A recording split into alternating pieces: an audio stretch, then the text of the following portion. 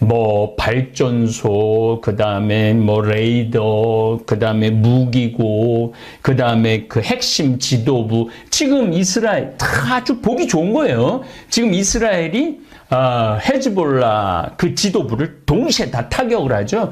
이미 다 알고 있는 거예요. 어디에 지금 본부가 있는지, 뭐가 레이더 시설이 있는지, 어디에 미사일이 지금 저장되어 있는지 다 알고 있어요. 세상은. 그래갖고 이스라엘의 F-35가 떠갖고 지금 뭐 1600회 정도 폭격을 했다고 그러죠. 도대체 중동 이 아랍 놈들, 이스라엘 놈들 미쳤나? 도대체 왜 이렇게 서로 못 죽여서 안달인가? 참 궁금할 때가 많아요. 더욱이 거기는 예수님이 태어나고 활동하고 구원 사업을 벌인 지역입니다. 그래서 우리가 참 의문스러워. 아니 인류의 구세주가 왔다는데 거기 왜 그렇게 싸우고 지랄들이냐 이렇게 우리가 말할 수 있어요. 그러나 그 예수님의 기가 막힌 구원 사업을 이스라엘 사람들도 받아들이지 않고 중동 사람들도 받아들이지 않습니다. 만약에 그들이 예수님을 구원자로 모셨고 예수님의 사랑의 정신, 인류의 정신, 모든 이가 평등하다는 정신, 그 다음에 비폭력, 비폭력의 유명한 사람은 간디가 있고 마르터, 루터, 킹 목사가 있죠. 이런 비폭력의 원조가 누구냐면 예수님이에요. 예수님은 폭력을 쓰지 않고 당신이 십자가에 못 박혀 돌아가시면서 인류를 구원하셨죠. 그러나 이 예수님을 받아들이지 않았어요. 그렇기 때문에 유대인들은 2000년 동안 떠돌아다녔고 아랍 사람들은 지금도 서로 죽이고 죽는 그러한 불행을 겪고 있죠. 중동에 지금 석유가 난다고 우리는 중동이 부자라고 생각하지만 어린 반푼어치도 없는 소리입니다. 사우디아라비아가 잘 산다고요? 잘 살지 않습니다. 우리나라보다 훨씬 못 삽니다. 쿠웨이트가 잘 산다고? 물론 잘 살죠. 쿠웨이트라는 나라의 국민의 10%는 잘 살아요. 나머지는 못 살아요. 귀족이나 왕족이나 석유를 쥐고 있는 사람만 잘 살지 나머지는 못 살아요. 지금 가장 잘 사는 나라는 지구상의 대한민국입니다. 이것도 제가 좀 언급을 앞으로 좀 할 겁니다. 시간 되는 한. 너무너무 지금 대한민국 좋은 적기를 맞이하고 있는데 정치가 너무 불안정해요.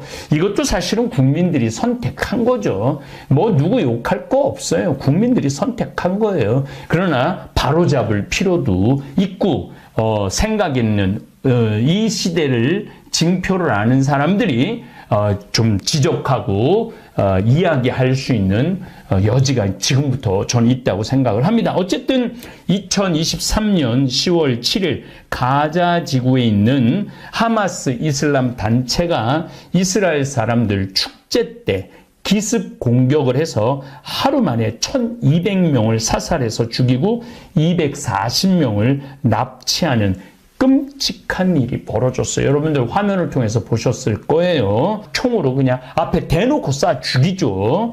정말 인간으로 할 수 없는 잔인한 일들을 하마스가 저질렀습니다. 가자 지구는 우리나라 대전시보다도 좀 작은 도시예요. 그런데 거기에 230만 명이 살고 있어요. 가둬놓은 거죠. 이스라엘 사람들이 가자 지구에 팔레스타인 사람들을 가둬놓은 겁니다. 여기에 하마스가 5,000에서 7,000개 드럼통으로 만든 수제 로켓과 가삼 로켓을 반반 비율로 해서 동시에 막 6,000발씩 쏴버렸죠. 그러니까 이스라엘 아이언돔이라고 미사일 요격하는 게 정신없었어요. 그래갖고 물론 큰 피해를 입지는 않았지만은 이제 지금 1948년에 이스라엘이 독립을 했는데 그 이후로 가장 통쾌한 어떻게 보면은 공격이 아니었는가 팔레스타인 사람 입장에서 말을 합니다. 그래서 다 방어를 하지 못하고 속수무책으로 당했어요. 1200명이 사살당했다는 것은 1948년부터 지금까지 나중에 헤즈볼라하고 2006년에 싸웠을 때도 이스라엘 군인들이 100명밖에 안 죽거든요. 근데 1200명이 죽었다라는 건 이스라엘 사람들에게 있어서는 치욕적이죠. 그래서 어떻게 죽였느냐면은 하늘에서 막 행글라이더 타고 죽이고 막 또 그 가자지구 장벽을 무너뜨리고 죽이고 또 보트를 타갖고 침략해서 침범해서 죽이고 아주 마음을 단단히 먹었던 것이죠. 더욱이 그런 장면은 너무너무 잔인했어요. 일반 주택에 그냥 총을 난사하고 앞에 불을 지르고 그 다음에 폭탄을 설치하고 이 이슬람 하마스 무장 단체가 이런 일들을 저질렀죠. 이렇게 시작된 하마스 이스라엘 전쟁은 금방 끝날 줄 알았는데 1년이 지속되었고 이제 한 걸음 더 나아가 하마스를 지원해주고 지지해주던 레바논 지역에 근거를 둔 헤즈볼라와 본격적으로 전면전에 치닫고 있습니다. 자, 하마스는 그 전쟁을 할 수 있는 전투 인력이 최대 많아야 3만 명, 10,000명에서 3만 명 정도 봅니다. 하마스는. 그러나 헤즈볼라는 굉장히 미사일도 큰 게 있고 로켓도 좋은 게 있어요. 근데 이 정규군이라고 볼 수 있어요. 헤즈볼라는 5만 명에서 10만 명 정도 봅니다. 지난 1년 동안 하마스하고 이스라엘하고 전쟁했을 때 하마스는 일방적으로 당했죠. 그러니까 한 5살짜리 아이하고 특수훈련을 받은 군인하고 꼰투시합을 했는데 5살짜리를 이 특수훈련한 사람이 두들겨 팬 거하고 똑같은 거예요. 그런데 헤즈볼라는 특수훈련을 받은 군인하고 그래도 그냥 고등학생, 대학생 정도 되는 사람하고 싸우는 꼴입니다. 어쨌거나 하여튼 지금 헤즈볼라와 전면전으로 치닫고 있습니다. 저는 제가 이스라엘을 한 12년 동안 매년 성주순례를 다녔어요. 그렇기 때문에 그 느낌이 저는 많이 느껴요. 2019년에 코로나 12월 30일 날 코로나가 발생했죠. 저는 2000년 20일부터 3월 1일, 2일까지 성주순례를 갔는데 한 5일하고 우리 안동에 코로나가 발생을 하는 바람에 쫓겨났어요. 저는 성주순례를 못하고 이스라엘 사람들, 이스라엘 놈들, 이 이스라엘 놈들은요. 자기 나라를 방어하기 위해서, 자기 민족을 방어하기 위해서는요, 다른 사람 죽는 거, 다른 사람 사정 하나도 안 봐줍니다. 절대 그런 거를 배려하는 민족이 아닙니다. 또 작년 2023년에는 이스라엘 성주순례 하려고 250명을 모았는데 10월 7일 날 전쟁을 하는 바람에 올 2월 달에 가기로 했는데 못 갔어요. 그래갖고 방향을 돌려서 파티마, 루르두 여기 성지순례를 갔다 왔죠. 그래서 저는 굉장히 이 피해를 많이 본 사람 중에 하나예요. 중간에 코로나 때문에 이스라엘 갈릴레에서 쫓겨나 성지순례 가려고 그러는데 하마스 이스라엘 전쟁해갖고 성지순례도 못 가. 그래서 요즘 성지순례 생각이 많이 바뀌었어요.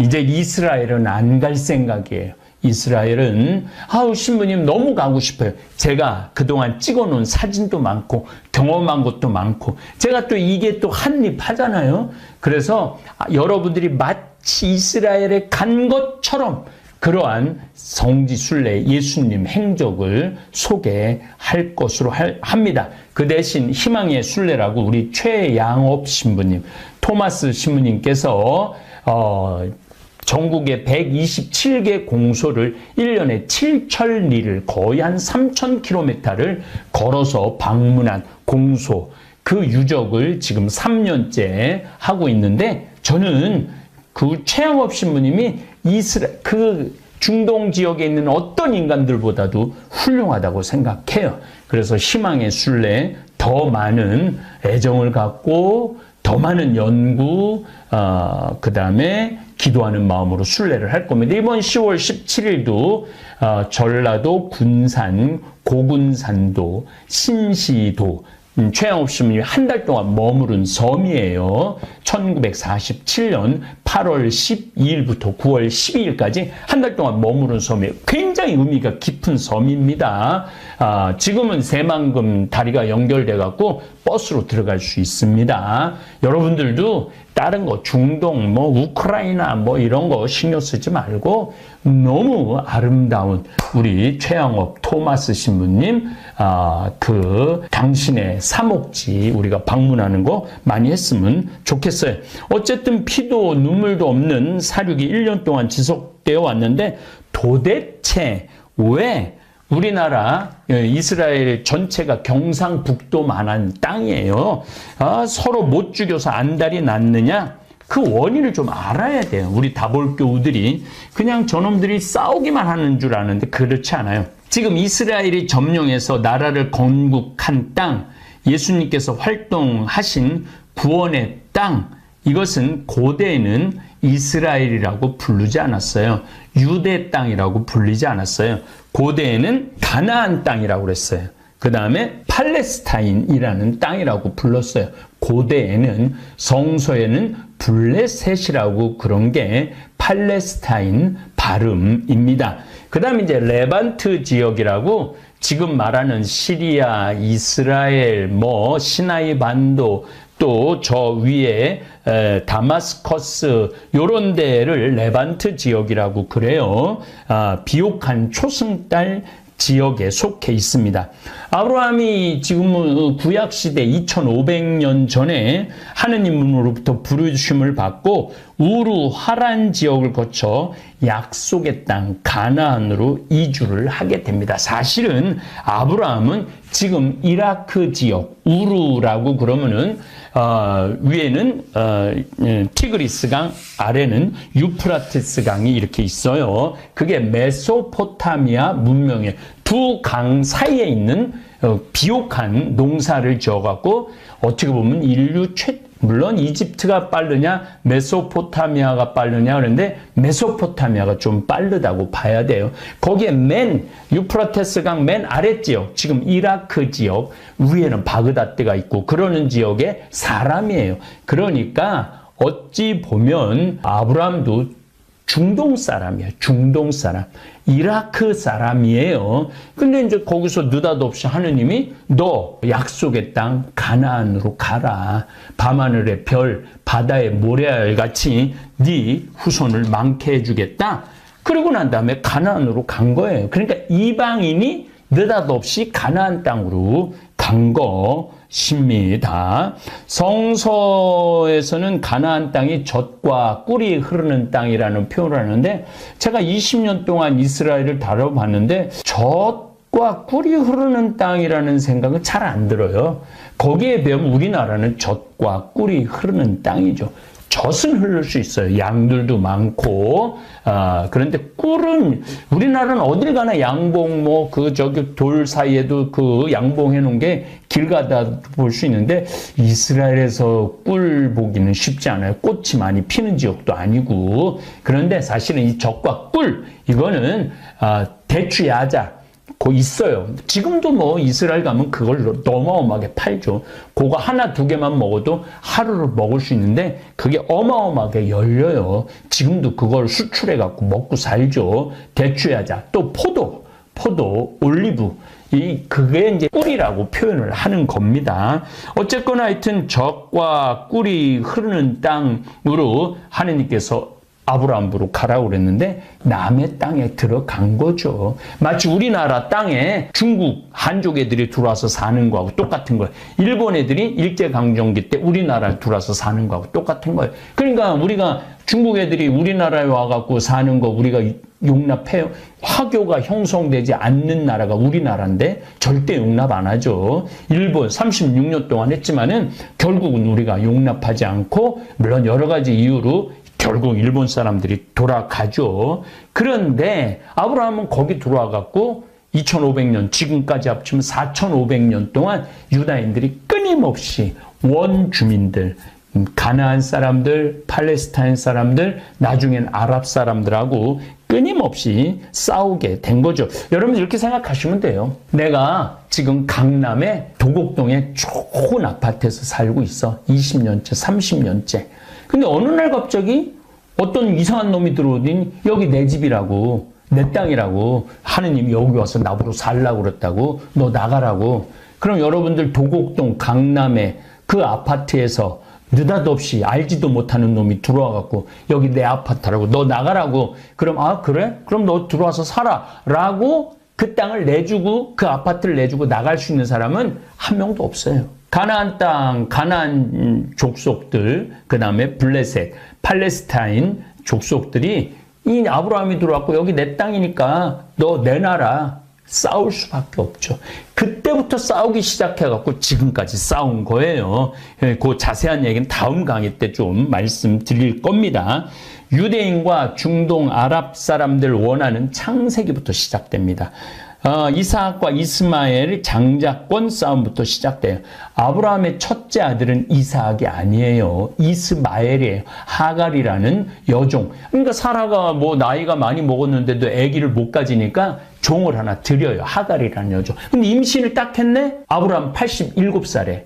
그러니까 사라가 그렇게 종을 드렸는데도 마음이 바뀌어갖고 하갈을 막 괴롭혀요. 그러니까 하갈이 도저히 못 살으니까 도망을 갑니다.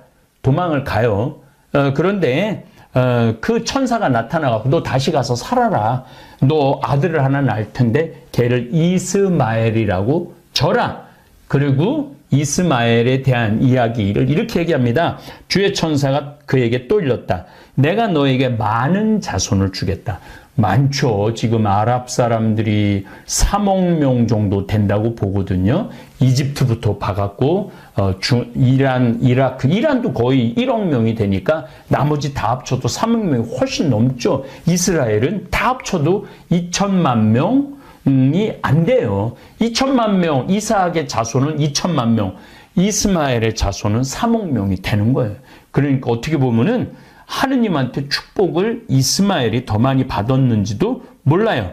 자손이 셀 수도 없을 만큼 불어나게 하겠다. 주의 천사가 그에게 또 일렀다. 너는 임신한 몸이다. 아들을 낳게 될 터이니 그의 이름을 이스마엘이라고 하여라. 내가 고통 가운데서 부르짖는 소리를 주께서 들으셨기 때문이다. 너의 아들은 들나귀처럼 될 것이다. 지금 들나귀처럼 살고 있죠. 아랍 사람들이, 이스마엘의 후손들이. 그는 모든 사람과 싸울 것이고, 모든 사람하고 지금 싸우잖아요. 모든 사람하고 싸울 것이고, 모든 사람 또한 그와 싸울 것이다. 그러니까 지금 뭐 이스라엘하고만 싸워요. 프랑스, 영국, 뭐 미국, 여기가 다 같이 싸우잖아요. 예, 싸울 것이다. 그는 자기의 모든 친척을 떠나서 살아가게 될 것이다. 중동 지역에서 이삭의 후손인 유다인과 이삭의 후손은 유다인이에요. 그로부터 13년 후에 이삭이 태어나죠. 그리고 하갈은 이스마엘을 데리고 중동 쪽으로 도망을 갑니다. 이스마엘의 후손인 아랍인들은 처음부터 원수지간이었고 이 골이 깊은 원한은 뼛속같이 스며 있어요.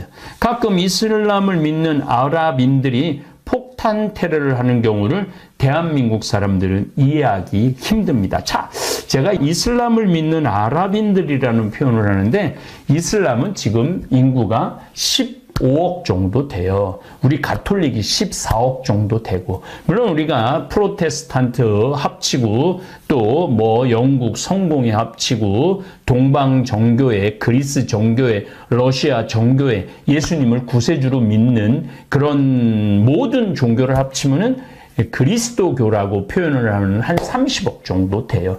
그러나 단일로는 이슬람이 가장 큽니다. 그런데 왜 아랍의 이슬람이냐? 인도네시아도 이슬람을 믿어요. 인도네시아도 거기 거의 3억의 이슬람 교도가 있어요. 이 사람들은 아랍 사람이라고 말하지 않습니다.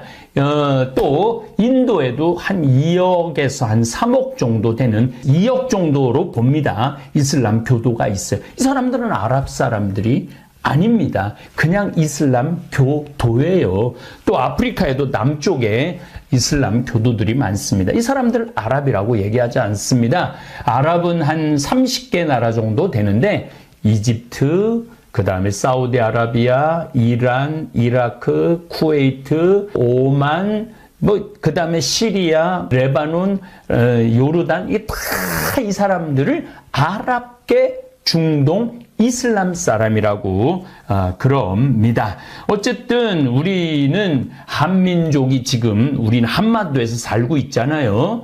중국 사람들이 들어와서도 안 살고 그 다음에 일본 사람들이 들어와서도 안 삽니다. 이 땅을 일본이 신라 시대도 끊임없이 일본이 우리 신라를 괴롭히죠. 너무너무 힘들었을 때 고구려가 파견까지 해줍니다.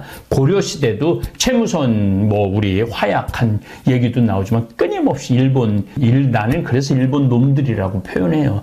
끊임없이 우리 해안가를 괴롭혔죠. 조선시대는 임진왜란을 일으켜갖고 온 나라를 뒤집어 놨죠. 그리고 일제 36년 강점기 때 우리를 피를 빨아 먹었죠. 정말로 피를 빨아 먹었어요. 제가 요즘 외국에 아프리카, 미국을 많이 다니냐고 요즘 정책을 잘 많이 못 들여다봤는데 요즘 일본 토착 외구라고 그러죠. 일본 편에 서서 일본 입장에 서서 정책 또 중요 자리에 친일 성향을 가진 사람들 많이 지금 임명한다고 그러는데 정신 나간 거예요. 이 나라가 민족이 땅을 빼앗기는 순간, 나라를 빼앗기는 순간 우리도 이스라엘과 중동 아랍 사람들처럼 되는 겁니다. 왜 이 사람들이 조끼를 입고 폭탄 테러를 하느냐면 그만큼 억울하고 분하고 서러웠던 거예요. 우리도 나라를 빼앗기면 그렇게 될 수밖에 없죠. 한민족은 철저한 한민족이어야 돼요. 예. 물론 지금 시대는 바뀌었고 이민자들이 들어오지만 그거하고는 완전히 다른 겁니다. 일본은 경계하고 경계해야 되는 나라가 일본입니다. 왜냐하면 일본은 지금 지진 일어나죠, 태풍 오죠, 나라가 일어설 수가 없어요. 일본은 끊임없이 한반도를 탐을 내는 민족이에요. 한반도로 오고 싶어요. 우린 지진이 일어나질 않아요. 태풍도 일본이 다 막아줘요. 그러니까 이 정신 정말 차려야 돼. 이 정신 못 차리면은 또 나라 뺏기고 지금 하마스가 서름 받는 것처럼 헤즈볼라가 서름 받는 것처럼 서름을 받을 수 있습니다. 어쨌든 유대인과 이스마엘의 후손인 아랍인들은 끝도 없이 떠돌아다니고 서로 죽이고 죽이는 관계를 3,000년 이상 이어왔습니다. 지금 잔인한 일 많침 하마스가 이스라엘 사람들 1,200명을 죽였는데 그 응징으로 이스라엘 사람들이 가자 지구에 하마스에 4만 명을 죽이는 유대인 정책 정말로 어떻게 미국이 중재 못합니다. 유럽이 이스라엘하고 하마스하고 아랍 이슬람 사람들을 중재 못합니다. 이스라엘은 지금도요 한 명이 죽으면은 아랍 사람들 10명을 죽이고 100명을 죽이는 게 그들의 기본 마인드예요. 참 이 쌓이고 쌓인 이 원한이 지금 계속 반복되고 있는 것일 뿐입니다. 여러분들은 중동의 평화가 올 거라고 저는 그렇게 생각하지 않아요. 중동의 평화는 올 수가 없습니다. 요 얘기 오늘 강의는 엄청 많이 준비했는데 여러분들 또 길게 들으면 또 여러분들 머리에 지진이 나니까 제가 나머지 이야기, 요 이야기는 시리즈로 10번 정도 할 거예요. 왜냐하면 이 지금 전쟁을 여러분들이 정확하게 이해를 해야지 속이 안 뒤집어져요. 그리고 이스라엘 사람들도 이해하지만은 아랍 사람들, 팔레스타인 사람들, 레바논, 헤즈볼라 사람들, 이란 사람들까지 여러분들은 균형 있게 이해를 할 수 있도록 제가 역사, 성서 이런 것들을 근거로 해서 여러분들하고 이야기를 나누도록 하겠습니다.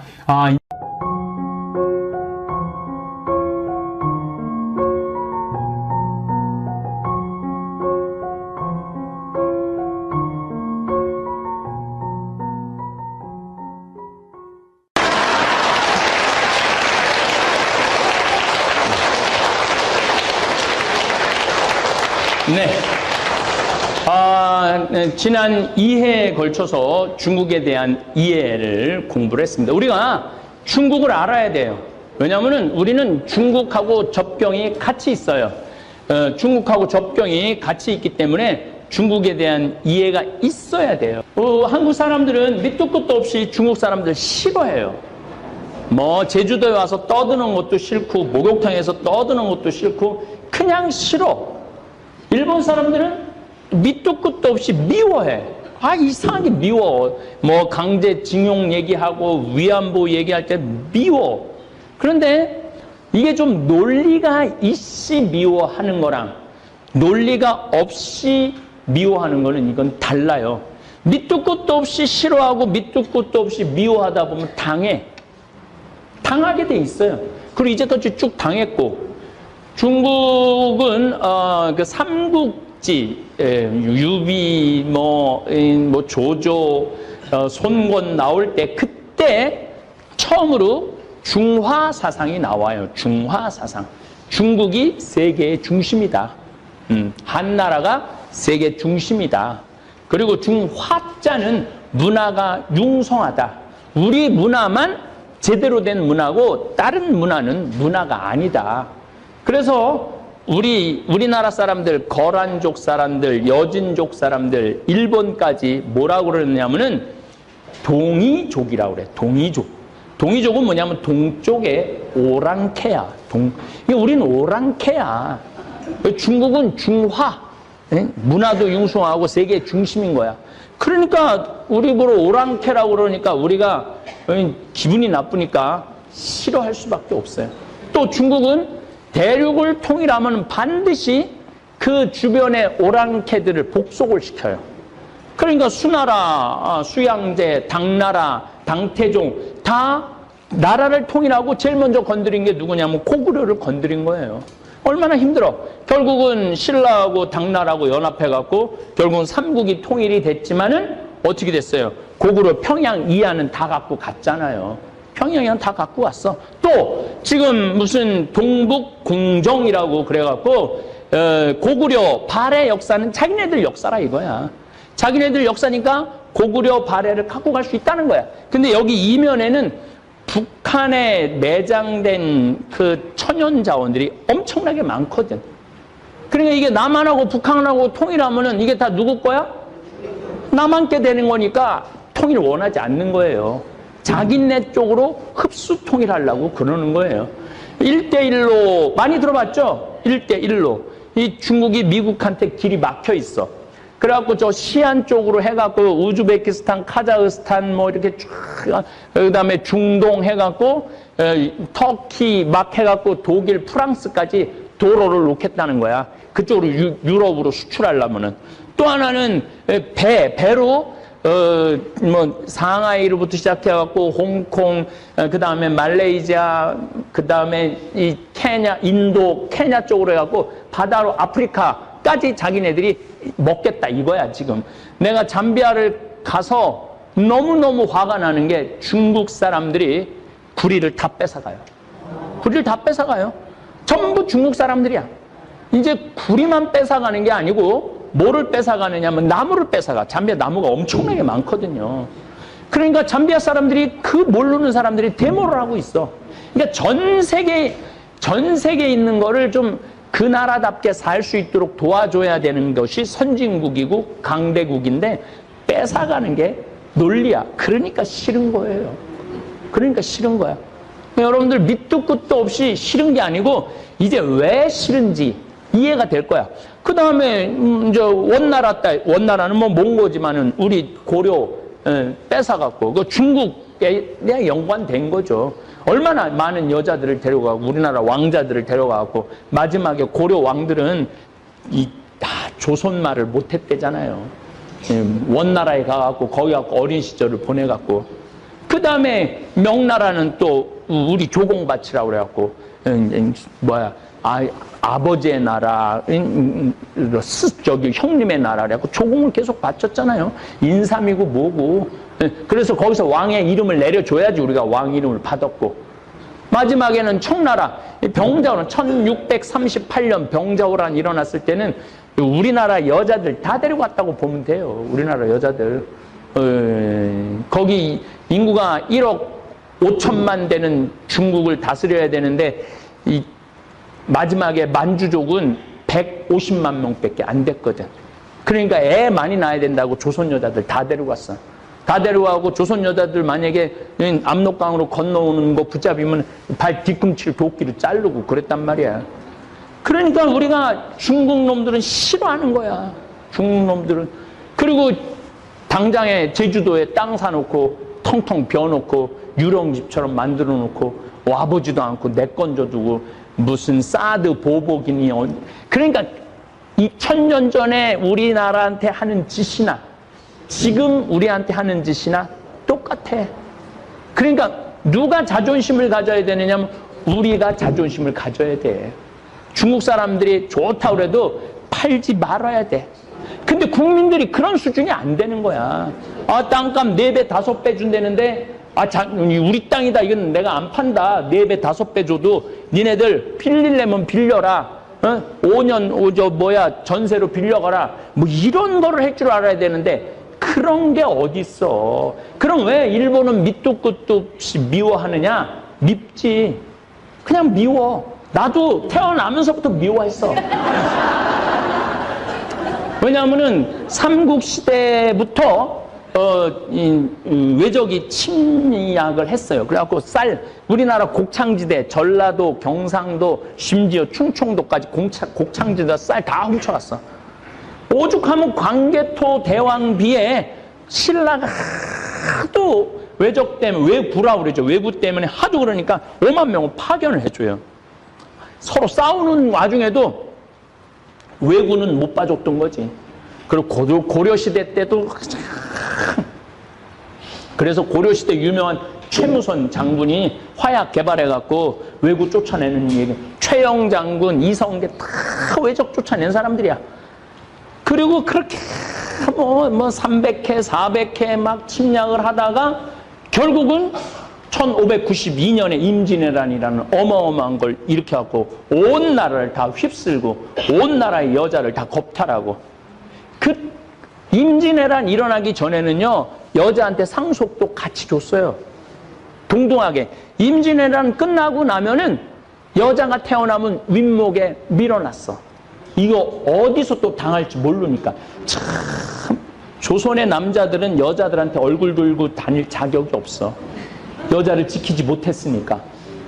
그때부터 여자를 경시하는, 임진왜란 이후부터 그런 일이 벌어진 거예요. 아니 참 외놈들이 다 겁탈하고 또 명나라에서 이효성이 5만 명 파견했는데 젊은 애들 보냈는데 거기서 한 5년을 조선에 머물면서 다 여자들 겁탈하고 어떻게 할 수가 없는 상황이었어요. 그러니까 미운 거지. 또 결국은 1910년에 이 청일전쟁, 러일전쟁. 사실 청일전쟁, 러일전쟁도 우리가 청나라 편에서 청일전쟁이고 러시아 편에서 러일전쟁이죠. 예, 우리나라 놓고 싸운 전쟁이에요. 거기서 다 이기고 난 다음에 우리나라 결국은 식민지로 합병을 하고 36년 동안 200만 명이나 되는 젊은이들을 징용으로 끌고 가고 위안부 20만 명의 위안부인데 10만 명이 우리나라 사람이었어요. 그것도 11살에서부터 끌고 가갖고 결국은 마지막까지 사과 한 번 안 하고 지금 죽어갈 때까지 기다리고 있는 거야. 몇 명 안 남았다고 그러잖아요. 뭐 지금 열 몇 분밖에 안 남았잖아요. 그럼 끝난다 이거야. 그러니 믿겠어 안 믿겠어? 근데 그냥 이런 논리적인 근거가 없이 나는 무조건 일본 놈들은 미워. 난 중국 놈들은 무조건 싫어. 왜 싫은지 이유를 알아야만이 대처를 하지. 왜 미운지 알아야만이 그 미움을 내 미움이 경쟁으로 바뀌어야 되는 거예요. 그래서 우리는 중국과 일본을 알아야 되는 거예요. 이제는 우리가 3만 달러 시대를 열었어요. 한반도 5,000년 역사 이래 지금처럼 우리가 경제적으로 이렇게 부유하고 군사력으로 이렇게 강력한 적이 없었다 이거야. 그러니까 옛날에 매일 중국에 굽신거리고 일본에서 막 그냥 이렇게 핥히면 아파 이 새끼야 건드리지 마라 나 좀 괴롭히지 마 이게 아니야. 이제는 대등한 입장에서 니네들 자꾸 독도는 우리 땅 그러면 우리 쓰시마 우리가 점령할 거다 이렇게 나가야 될 정도의 능력이 이제 됐어. 한번 해보자. 그러면 우리를 어려워하고 무서워할 거 아니야. 만만해 보이니까 이 지금 동북공정도 지금 평양 뺏어 가겠다고 저렇게 되는데 그렇게 되면 우리 가만히 안 있겠다? 이 정도의 국민의식을 갖고 있어야 돼요. 이제는. 넘겨보세요. 자, 그럼 1945년에 세계 정세를 한번 좀 봤으면 좋겠어. 내가 이 영국이 해가 지지 않는 나라라고 그러잖아요. 나는 이게 영국에 해가 지지 않는 나라가 아니라 도둑질하느냐고 해질 시간이 없는 나라야. 전 세계 돌아다니면서 도둑질하느냐고 해질 시간이 없는 나라야. 그렇게 표현해야 돼. 뭐가 해가 대영 제국은 뭐가 대영 제국이야. 여기가 영국인데 이 빨간 거 이 리비아, 수단, 소말리아, 뭐 이디오피아, 그 다음에 콩아, 콩고, 케냐, 탄자니아, 우리 잠비아도 영국령이었어요. 보츠와나, 나미비아, 다 영국, 나이지리아, 니제르, 예멘, 오만, 인도 이 큰 나라, 인도, 그 다음에 호주는 뭐 자치령이고, 캐나다도 자치령이고, 미국도 영국의 식민지 생활을 했죠. 그러니까 요 섬나라가 이 전 세계를 다 무슨 영국이 무슨 신사의 나라? 나는 신사의 나라라고 생각하지 않아요. 더욱이 이 아프리카를 떠날 때 이 프랑스, 영국 얘네들이 부족하고 상관없이 일자로 잘라놨어. 다 일자로. 그러니까 이쪽 부족하고 이쪽 부족이 같은 부족인데 나라가 다른 거야. 나라가 다르니까 우리 합치게 해달라고 그러니까 싸우는 거야. 그러니까 이 아프리카 사람들이 나빠서 싸우는 게 아니에요. 수단도 남수단, 북수단이 있는데 남수단에는 석유가 많이 나와. 근데 남수단, 북수단을 딱 잘라놓은 거야.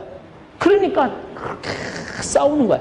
그러니까 누가 다 싸움의 원인을 만들어 놓느냐면은 이 영국. 또 싸우니까 또 뭐해? 무기 팔아먹고. 지금도 착취를 하고 있는 거죠. 프랑스, 알제리, 리비아, 그다음 모리타니, 뭐 세네갈, 뭐 차드 이 엄청난 땅들을 전부 다 식민지로 썼던 거예요. 저기 뭐야 기아나, 마다가스카르, 뭐 유명한 마다가스카르도, 또 베트남도 프랑스가.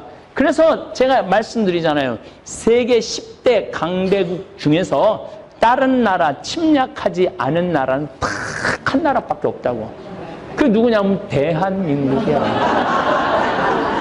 다른 나라들은 다 다른 나라 침략해서 중국은 뭐 말할 것도 없죠. 중국은 여기 지금 티베트까지 다 먹었잖아요. 만주, 뭐 이 몽고도 먹었죠. 중국 다 먹은 거야. 다 먹어갖고 지금은 이제 아프리카 1대1로 사업으로 아프리카 거 다 뺏어가잖아요. 그러니까 강대국 중에 다른 나라 거를 안 뺏어가는 나라는 없어. 근데 유일하게 다른 나라 한 번도 침략한 적이 없는 나라가 대한민국에 우리끼리 여기까지 올라온 거야. 대단하지 않아요? 그래서 대단한 사람들이 모여 살아갖고 대한민국을 대한민국이라고 그러는 거야. 그러니까 여러분들은 그런 자부심을 가지고 있어야 돼요. 나는 외국 사람들 만날 때 그렇게 얘기해요. 난 저기 잠비아 대통령 만날 때도 얘기했어요. 우리나라는 외국을 한 번도 침략한 적이 없는 나라다. 우리나라는 우리나라 스스로 일어난 나라다. 근데 잠비아도 다른 나라를 침략한 적이 없고 영국 지배를 받은 나라예요. 그래서 나는 잠비아에 대한 애정이 많다. 이 잠비아 국민들 전쟁 싫어하고 다른 나라 침략하지 않고 부족끼리도 싸우지 않고 난 그래서 이 잠비아를 특별히 애정을 가지고 이 잠비아가 잘 되는 게 아프리카의 표본이 될 거라고 나는 생각을 한다. 그래서 정말 지금 잠비아하고 서로 마음을 맞춰서 정말 아름다운 프로젝트를 하고 있는 거죠. 뭐 프랑스, 포르투갈은 뭐 이 이 브라질, 아르헨티나, 남미를 포르투갈하고 스페인이 다 나눠 가졌죠. 예. 스페인이 브라질을 가지고 있었죠. 포르투갈이 브라질을 갖고 있고 스페인이 나머지 땅을 다 가지고 있었죠. 여기 다 포르투갈, 스페인에서 한 500년 동안 뺏어간 거예요. 500년 동안. 얼마나 금하고 은을 많이 실었으면 배가 가라앉았어. 가다가 가라앉았어요. 실어갖고 가다가 가라앉은 거예요. 여기서 실어갖고 여기가 스페인이거든요. 여기가 포르투갈이고 가다가 가라앉은 거 가라앉은 거. 그 가라앉은 배들을 요즘 찾아내잖아. 그러니까 얼마나 많이 뺏어가는 거예요. 이거는 복음하고 전혀 맞지 않는 거죠. 호주는 아직도 영국 자치령이야. 호주, 캐나다는 아직 영국 자치령이야. 이제 여기가 이제 1945년에 이제 해방이 돼갖고 우리나라도 이제 자치령으로 지금 돼 있는데 넘겨보세요. 내가 말하고 싶은 건 2차 세계대전 당시 일본이 점령한 국가를 얘기를 하는 거예요. 일본은 굉장히 큰 나라예요. 우리나라보다 4배 커요. 여기가 사할린이야. 사할린.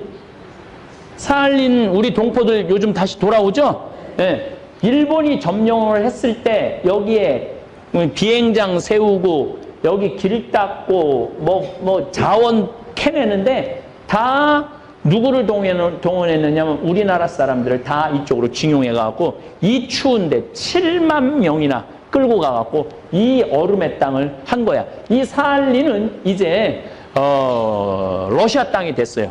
전쟁 끝나고 다시 돌려줬어요. 그래도 일본 사람들이 이 사할린을 먹은 거야. 소련 땅을. 만주 1938년에 만주하고 이 중국하고 전쟁해갖고 만주 뺏었지. 내몽고 뺏었지. 여기 산둥 반도 뺏었지. 타이완 뺏었지. 필리핀 점령했지. 마카오, 베트남, 이 프랑스로부터 베트남도 뺏었지. 미얀마. 이 마지막에 1945년도에는 이 베트남에 쌀 많잖아요. 전쟁한다고 여기 쌀 다 뺏어가갖고 200만 명의 베트남 사람들이 굶어 죽어요. 그러니까 아시아에서 얼마나 이 일본이 깡패짓을 많이 했는지 몰라요. 말레이시아, 그 다음에 인도네시아, 필리핀, 하다못해 파푸아 뉴기니. 제가 내 친구 김순겸 신부가 파푸아 뉴기니 선교사로 갔을 때 거기 내가 한창 그때 스킨스쿠버 했을 때예요. 스킨스쿠버하고 배 이제 바다 한가운데 딱 들어갔는데 내가 놀란 게요. 1942년, 43년도에 일본 비행기야. 비행기가 미국 비행기하고 전투하고 추락한 거야. 추락했는데 일본 일장기가 있더라고. 그 비행기 안에.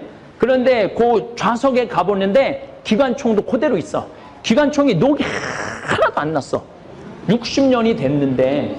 그럼 내가 거기 앉아서 그 기관총대를 잡고 총신을 잡고 이런 생각이 들더라고요. 1943년도는 우리나라는 마차 타고 다녔었던 시대인데 일본 사람들은 비행기를 만들어서 그것도 이 그때 우리는 파푸아 뉴기니가 어딘지도 몰랐었을 거야 아마. 이 파푸아 뉴기니까지 와서 이 기관총을 쏘고 전 세계를 돌아다니면서 전쟁을 한 일본에 대해서 다시 생각하게 되더라고요. 그런데 이렇게 많은 나라들을 점령한 일본이 1920년대 우리는 뭐 남북 합쳐서 뭐 2천만이라고 그러는데 1920년대 일본의 인구가 얼마인 줄 알아요? 9,700만 명. 1억 명이 다 됐었어. 1억 명이. 여러분들 일본이 그렇게 만만하게 쪽발이로 보여요? 9,701억 명이야. 1억 명. 1920년도에 1억 명. 우리 2천만 명일 때 그때 항공모함 만들어갖고 진주만 하와이까지 가갖고 미국 항공모함 파괴한다고 수백 대 비행기 대갖고 날아간 나라야. 근데 우리는 이상한 게 있어. 개뿔 있는 것도 없으면서 떼놈 쪽발이. 그러니까 이게 우리의 시야를 흐리게 하는 거예요. 중국 사람들은 결코 만만하게 볼 사람들 아니에요. 언제든지 우리나라를 속국으로 만들 나라예요. 아니 사드 딱 하니까 롯데 멀쩡하게 장사하는 롯데 쇼핑 막는 거 봐. 한영이라고 한국의 한류 가수들 입국 안 시키잖아요. 전부 다 취소시키고. 그러니까 이게 무슨 논리적으로 이 나라가 윤리적으로 정의적으로 되는 나라가 아니야. 우리가 중국하고도 맞설 수 있는 유일한 길은 힘밖에 없어요. 윤리가 가능한 나라가 아니야. 합의가 되는 나라가 아니에요. 또 일본도 똑같죠. 일본은 1905년에 독도는 자기네 땅 그러면서 우리나라를 합법적으로 먹은 거예요. 1905년에. 그런데 올해부터 일본은 모든 교과서 안에 초등학교, 중고등학교 애들 안에 독도는 일본 땅인데 한국이 강제 점령하고 있다. 이렇게 지금 배우고 있거든요. 이렇게 배우고 있으니까 얘네들이 자라면서 마음 안에 분노가 생겨. 저 조선진 놈들, 저 독도 우리 땅인데 저 안에 천연가스가 그렇게 많다는데 저거를 저 강제 점령하고 저 언젠가 뺏어와야 되겠다. 언젠가 전쟁해야 되겠다. 이 마음을 심어주는 거야. 그러니까 우리가 독도는 그 땅이라고 교육시키고 있는 거를 저대로 놔두면 안 되는 거예요. 그래서 역사를 우리가 교육을 해야 되는 거예요. 역사를 알아야 되고 지리를 알아야 돼. 세상이 어떻게 돌아가고 있는지는 알아야 될 거 아니야. 지금 내 자식 지금 뭐 취직하고 뭐 집에서 컴퓨터 게임하고 이게 문제가 아니야. 여러분들이 이런 역사의식을 알아야지 애들한테 말을 해줄 거 아니야. 넘겨보세요. 자, 이거 아주 중요한 그림이에요. 자, 러시아는 전 세계에서 나라가 제일 큰 나라예요. 17억 제곱킬로미터야. 그럼 우리나라 170배 정도 큰 나라예요. 우리나라 170배 정도. 그 다음에 인구는 1억이야. GDP는 1억 5천. 우리보다 작아. 우리는 GDP가 1억 6천억 달러야. 일본은 40만 제곱킬로미터야. 우리나라는 10만 제곱킬로미터고. 일본이 우리나라보다 4배가 땅이 커요. 근데 경제도 정확하게 경제는 한 3.5배 정도 커. 옛날에는 6배 컸는데 우리가 따라잡은 거예요, 지금. 이건 1990년에서 2010년까지 성장 없는 20년 세월 때 우리가 따라잡은 거예요. 요 얘기는 내가 다음에 또 말씀을 드릴 거. 왜 성장 없는 20년을 맞이했느냐? 이거는 누가 밟았느냐? 미국이 밟은 거야. 미국을 거의 따라갔거든요. 1986년경에 미국을 따라갔고 이제 우리가 이제 드디어 미국을 앞지르겠다. 그러니까 미국이 이것들 봐라. 우리를 앞질러. 그때부터 미국이 양털깎기라는 걸 해요. 그래갖고 싹 자본 다 빼가. 그러고 막 돈이 막 넘쳤는데 다 빼가니까 저기 도쿄의 빌딩 같은 경우는 막 땅값이 막 100억 하던 땅이 한 600억 해갖고 그냥 도쿄만 팔아도 미국 전부 다 산다고 정신 나간 일본 사람들이지. 예, 근데 싹 다 빼가니까 땅값이 6분의 1로 반토막이 나요. 그래갖고 막 그때 1991년도에 여러분들 텔레비전 보면 막 은행 총수들이 막 은행 꼭대기층에서 뛰어내리고 막 자살하고 막 그랬던 게 바로 그때예요. 예. 그때 우리가 20년 동안 일본을 엄청 따라잡은 거야. 그래 이렇게 따라잡으니까 일본이 우리를 또 미워해. 일본도 우리 엄청 미워해요. 우리도 일본 엄청 미워하지만은 그러니까 일본하고 우리는 친구가 될 수가 없다. 아 그래도 나도 일본 사람하고 친한 사람들 많아요. 왜냐하면 일본 사람은 개인적으로는요 예의 바르고 정성껏 있고 그 속은 어떤지 모르지만은 하여튼 그래요. 그리고 근데 이제 신부님이라고 그래요. 신부님 또 오시라고 언제든지 저기 방 비워낼 테니까 오시라고 그래. 그렇게 개인적으로는 참 다정하고 정성스러워. 근데 이 일본이라는 나라는 이게 합쳐놓으면은 이 지도층으로 올라가면은 이 문제가 생겨요. 천황, 쇼군, 다이모, 사무라이 이거는 이제 다음 시간에 공부를 할 건데 얘네들 쪽으로 올라가면은 이 일반 국민들 생각하고는 완전히 다른 생각을 갖고 있어요. 그래서 일본은 이 국민들을 우민화하는 데는 천재야, 천재. 근데 대한민국처럼 국민들이 똑똑한 나라는 없어. 그런데 제가 일본에 대한 이해에 대한 강의를 쭉 준비하면서 2013년 명동 성당 가정선교회에서 월 피정 때 강의한 내용이 있습니다. 이 강의를 준비하기 위해서 제가 역사책, 또 유명한 교수 강의, 또 제 나름대로의 여러 가지 공부한 모든 것들을 집약해서 넣은 강의입니다. 그래서 임진왜란, 병자호란, 동학혁명을 주제로 강의를 했습니다. 일본에 대한 이해에 도움이 될 것 같아 다시 한번 일본의 이해에 대한 강의 안에 삽입을 했습니다. 임진 1592년에 일어난 임진왜란부터 우리는 참 굉장히 역사를 잘못 이해하고 세계 정세를 잘못 이해하고 결국은 1910년에 일본한테 나라를 빼앗기죠. 1592년이니까 임진왜란이 1598년, 9년에 끝난 걸로 보면은 우리에게도 300년의 시간이 주어졌고 일본에게도 300년의 시간이 주어졌어요. 근데 일본은 300년 동안 한 정권이 그대로 유지돼 가면서 1868년 천황을 다시 완전한 천황을 세워갖고 그 힘으로 우리 한반도를 병합을 하게 된 것이죠. 한번 오늘 강의 보시면은 일본에 대한 이해 강의에 도움이 될 거라 생각을 합니다. 그 한 일본으로 갔을 때 우리나라는 임진왜란, 병자호란, 그리고 그냥 뭐 형이 아들을 죽이고 또 아버지가 할아버지가 손자, 사보세자를 죽이고 계속 그 불안한 그러한 시기를 300년을 우리가 이어왔어요.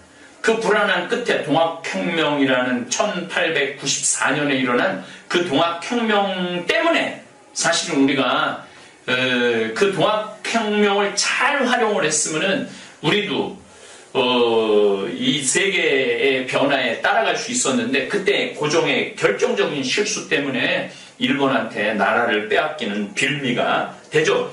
어쨌든 여러분들 잘 보시고 이제 문경 제3생태 마을입니다. 제1생태 마을은 평창이고 제2생태 마을은 잠비아, 에코, 카사리하고 제3생태 마을은 문경 성요셉 치유의 집입니다. 이제 전담 사제가 발령을 받았기 때문에 아마 다음 주부터 수요일, 목요일, 토요일, 일요일 오전 11시에 소성당에서 미사가 있습니다. 또 7월 11일, 또 7월 18일은 목요일 당일 피정, 제가 그곳에 가서 전담 신부님하고 함께 피정을 실시할 계획입니다. 관심 있으신 분들은 우리 생태마을 사무실로 참가 신청해 주시기 바랍니다. 성요셉 치유의 집, 집터도 구경하시고 제가 강론 때 말씀드렸는지 몰라도 정말 저는 기도할 시간이 거의 없어요. 막 생각만 하면 하나님이 다 보내주셔갖고 거기다가 한번 정자를 쳐볼까 그랬는데 이 불일산에 사는 글라라는 자매가 어마어마한 나무를 보내줬어요. 그래서 지금 우리가 예쁘게 문경에다 쌓아놨습니다. 그래서 기적의 하느님의 계획에 와서 눈으로 확인해 보시기 바랍니다.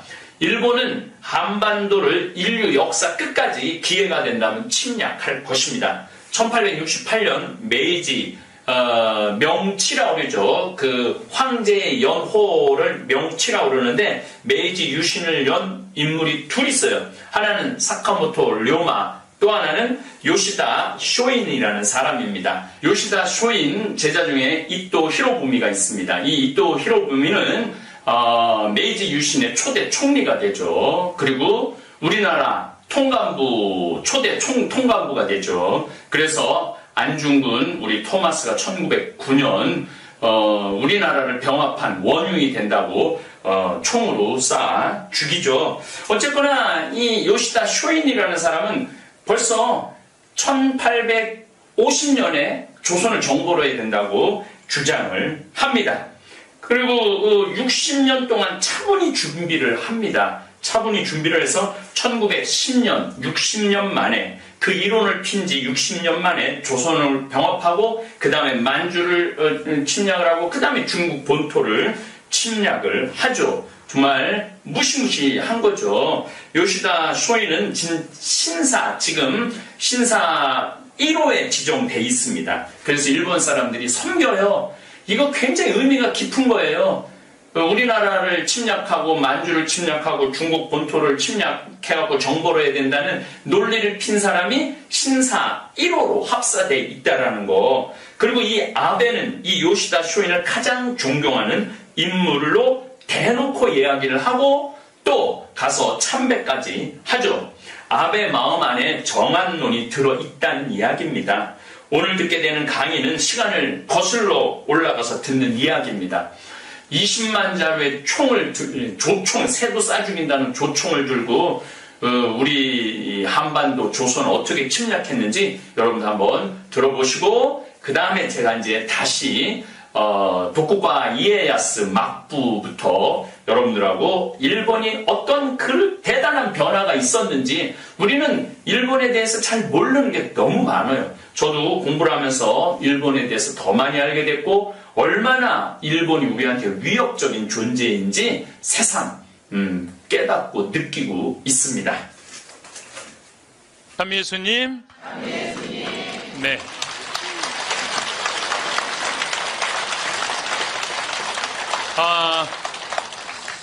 우리나라는 조금 가지지 못한 민중을 무시하는 문화가 좀 있습니다.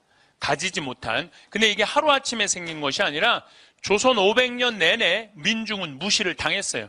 조선시대 양반은 10%, 평민은 20%, 노비가 70%예요. 그러니까 전 세계에 자기 민족을 노비로 70%로 쓴 나라는 우리 조선밖에 없어요. 하다못해 일본도 자기네 민족끼리는 서로 사고 팔지 못하게 합니다. 1543년에 포르투갈이 일본에 정착을 하고 총을 하고 무역을 하죠. 이때 포르투갈 사람들이 일본 사람들을 사고 팔아요. 이때 도요토미 히데요시는 정식적으로 항의를 해요. 왜 우리 민족을 사고 파느냐고. 그러니까 사람을 사고 파는 건 이건 가장 저급한 문화예요. 사람을 사고 파는 거를. 그런데 조선시대 노비들은 우리나라 조선시대 노비들은 조랑말 2필값에 사고 팔렸어요. 소하고 조랑말 값 받아도 못한다는 거예요. 그럼 왜 노비를 소값보다도 못하게 쳤느냐면 논을 갈 때 보면 소가 훨씬 일을 잘한다는 거예요. 그러니까 소만도 못하다는 거예요. 소만도 노비가. 그러니까 조선시대 보면은 17세기 1600년대 이 비율이 노비가 가장 많았을 때입니다. 그럼 조선시대 초기를 보면은 평민하고 노비는 성이 없었어요. 그냥 봄에 태어나면 춘삼이 춘월이 3월이 4월이야. 아니면 가을에 태어나면 9월이 10월이에요. 이 성이 어디 있어 성이. 그냥 이름만 있어. 개똥이 아니면은 언년이 아니면 이런 이름을 썼었어요. 근데 1800년 정조임금이 1800년에 죽어요. 1800년에 정조임금이 죽고 난 다음에 그 다음에 임금이 순조, 헌종, 철종, 고종이에요. 이 친구들이 몇 살에 왕이 되냐면 7살, 10살, 17살, 18살에 왕이 돼요. 그러니까 아무것도 모르는 애들이 왕이 된 거예요. 아무것도 모르는 애들이 왕이 되니까 누가 휘저었냐면은 안동 김씨와 풍양 조씨가 휘졌어요. 마지막에는 민씨들이 휘졌죠. 민씨들이 휘졌는데 그러니까 나라꼴이 엉망이 돼요. 이때 삼정이라는 게 문란이 와요. 삼정이라는 게 뭐냐면 전정이라고 논에서 나는 거 세금 뺏어오는 거, 군정이라고 군대 가면 못 가면은 대신 세금 내는 거, 환곡이라고 보릿고개 때 뭐 먹을 거 없으니까 장리쌀이라고 그러죠? 장리이자 막 5할까지 뭐 지금 뭐 저기 무슨 그 대출은행에서 뭐 30% 40% 그거보다요 조선시대는 훨씬 비싼 이자 받고 쌀 내줬어요. 조선시대는. 그러니까 먹고 사는 게 없는 거야. 더욱이 평민들 같은 경우는 양반들은 군대도 안 가고 세금도 안 냈는데 평민이 다 내는 거야. 너무너무 힘든 거예요. 1850년대부터 이 평민들이 무슨 생각을 하냐면 우리가 족보가 없어서 이 고통을 겪는다. 그래서 이때부터 있는 돈 없는 돈 몰락한 양반들한테 쫓아가고 우리도 좀 니네 족보에 좀 올려줘라. 그래서 실질적으로는 임진왜란부터 족보를 사기 시작을 해요. 근데 본격적으로 산 거는 1850년부터 족보를 사기 시작을 해. 그래갖고 1909년에 우리나라 1000만 명 인구 전체가 성을 가져요. 우리나라가 성 가진 게 1909년에 다 가져요. 그러니까 여러분들 만약에 지금 1600년에 태어났으면 여기 90%는 다 3월이, 4월이, 9월이, 10월이야. 90%는 다 개똥이 아니면은. 그런데 귀양 성을 가질 거 왕씨성으로 가자. 그래서 다 김씨, 이씨, 박씨로 다 족보에 뛰어들어간 거예요. 그래서 우리나라가 김씨가 지금 몇 명이냐면 1100만 명이에요. 이씨가 720만 명, 박씨가 420만 명. 그래서 김씨, 이씨, 박씨가 2300만 명이에요. 최씨, 정씨가 240, 240. 그래서 이 5개 성이 3000만 명이에요. 3000만 명. 어떻게 우리나라 성이 286개예요. 1909년에 286개. 지금은 이민자들이 많이 들어와서 5000개로 늘어났어요. 근데 일본은요, 성이 몇 개냐면 30만 개, 30만 개. 일본은 그냥 생긴 대로 이름을 줘요. 만약에 대나무 숲에서 태어났으면 닭개다야, 닭개다. 들판에서 태어났으면 다나까야, 다나까. 그러니까 생긴 대로 성을 줘갖고 30만 개야. 근데 만약에 내가 들판 창현이 아니면은 무슨 대나무 창현이 이러면 우리 뭐라 그럴까? 우리는 저놈 저 뼈대요. 적어도 김이 박씨로는 가야지. 여러분들 골프 선수 이름이 타이거 우즈야. 숲속의 호랑이에요. 생긴 대로 짓는 거예요. 우리는 그냥 죽으나 사나 김, 이, 박으로 가야 돼. 그러니까 내가 보니까 김씨, 이씨, 박씨들은 문제가 많은 성이야. 사실 나도 황씨지만은 나도 의심이 많이 가요. 왜냐면 우리 고향 경상도 함양인데 그거 뭐하러 황희정승 22대, 23대가 왜 거기 가서 살아요.